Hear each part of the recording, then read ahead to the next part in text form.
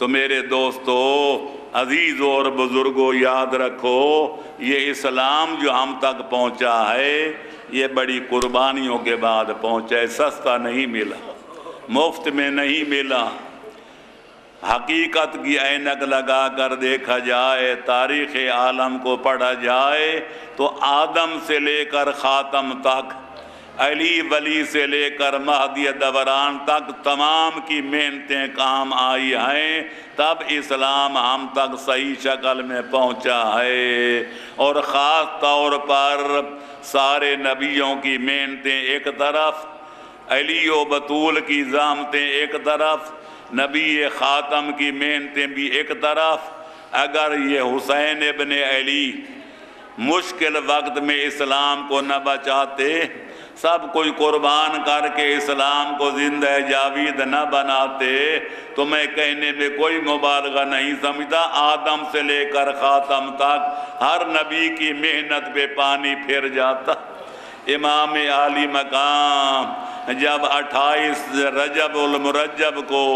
نانے کے مدینے کو چھوڑ کے کربلا کی طرف راستہ مکہ مکرمہ روانہ ہوئے تھے،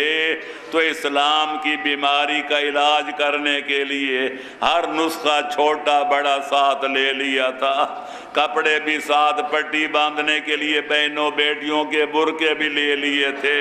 چھوٹے نسخے بھی ساتھ، جناب اصغر جیسے نسخے، جناب اکبر اور جناب ابو الفضل العباس جیسے بڑے نسخے بھی لے لیے، اور وقت آنے پر ہر نسخہ اپنے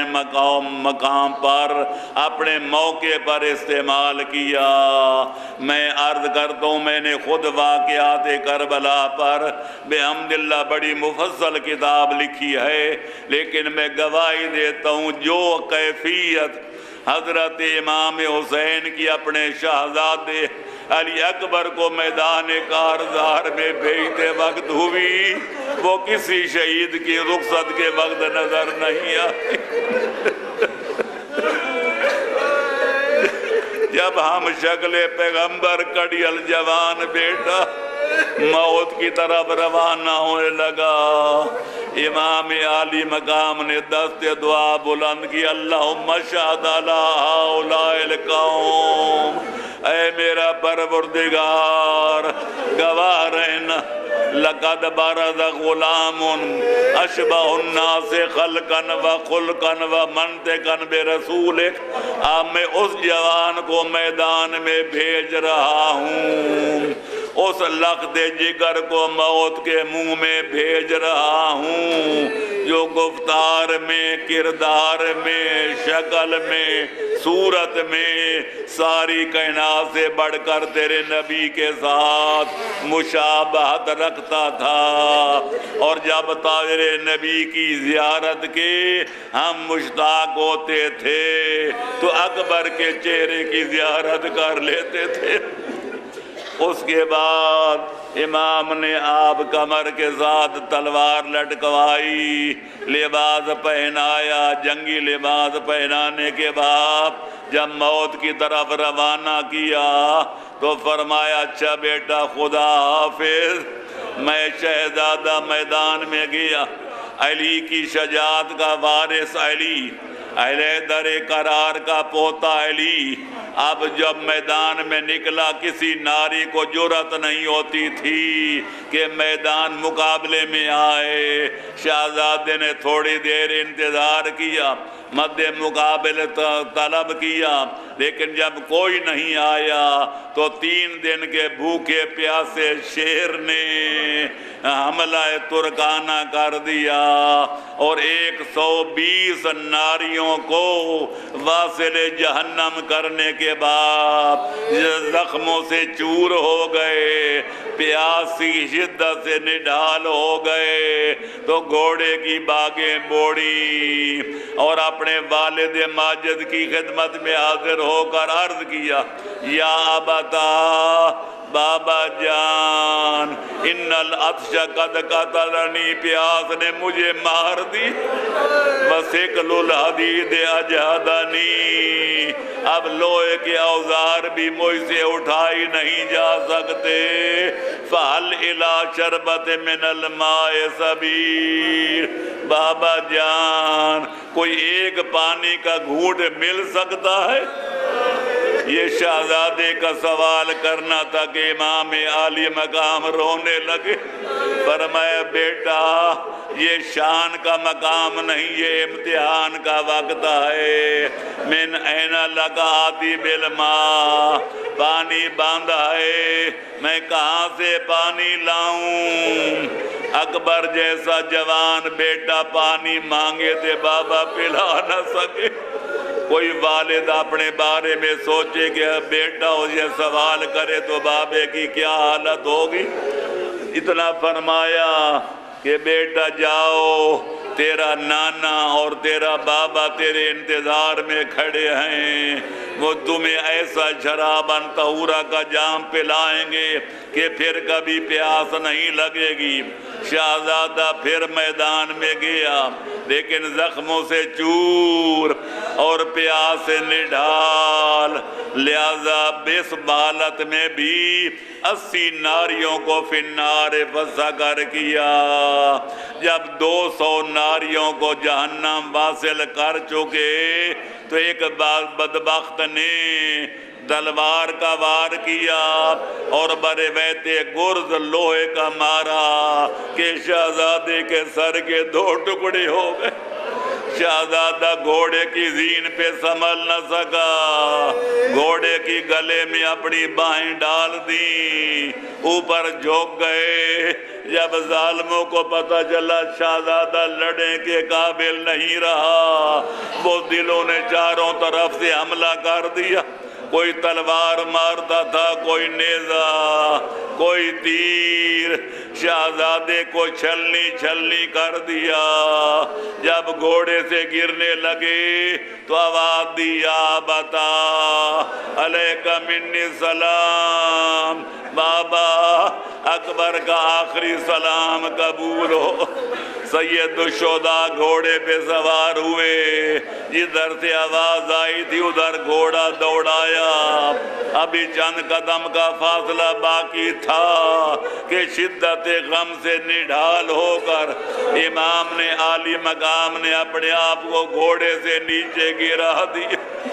اب حالت یہ ہے، کبھی اٹھتے ہیں، کبھی بیٹھتے ہیں، کبھی گرتے ہیں، کبھی سنبھلتے ہیں، افتاں خیزاں، مورخین نے لکھا ہے کبھی گرتے، کبھی اٹھتے، کبھی گرتے۔ جب کڑیل جوان بیٹے کی لاش پہ پہنچے، دیکھا شہزادہ خاک و خون میں غلطان، زمین پہ دراز تھا، امام لیٹ گئے اور اپنا رخسارہ شہزادے کے رخسارے پہ رکھا، اور یہ پہلا مقام تھا کہ امام اتنی بلند آواز سے روئے کہ دشمنوں نے بھی آپ کے رونے کی آواز سنی، اور روتے ہوئے فرمایا للدنیا بعدک الافا، اے علی اکبر تیرے بعد زندگی دنیا پہ خاک، اب جینے کا کوئی مزہ نہیں رہ گیا، اس زندگی پہ خاک ہے جو تیرے بعد گزاری جائے۔ اور یہ بھی فرمایا کہ لقد طرحت من الہم الدنیا وغمہا وباقی ابوک فریدا وحیدا، بیٹا تم تو دونوں کے دنیا کے دکھوں سے چھٹکارا پا گئے، اپنے بارگاہ خدا میں پہنچ گئے، اپنے بابے کا نہ دیکھا کہ میں غریب تنہا رہ گیا ہوں، دشمنوں کے نرغے میں گھرا ہوا ہوں، میرا انتظار تو کر لیتے، میں کیا عرض کروں۔ اس کے بعد امام نے حکم دیا جو بنی ہاشم کے جوان تھے ان کو لاش کو اٹھاؤ اور جا کر قتل گاہ میں رکھو۔ امام جب واپس خیمے میں گئے آخری جملہ امام کی حالت یہ تھی کہ آنکھیں ساون کا بادل کی برس رہی تھی۔ امام دارو قطار رو بھی رہے تھے، لڑکھڑا بھی رہے تھے، تو بی بی ہلکا بات کے آ گئی۔ کوئی کہتی اکبر کہاں ہے، کوئی کہتی میرا بھائی کہاں ہے، کوئی کہتی میرا چچا کہاں ہے۔ جناب سکینہ آگے بڑھی، کہنے لگی بابا آپ روتے کیوں ہیں، دائیں بائیں دیکھتے کیوں ہیں، مجھے جلدی بتاؤ میرے بھائی علی اکبر کو تو خریت ہے۔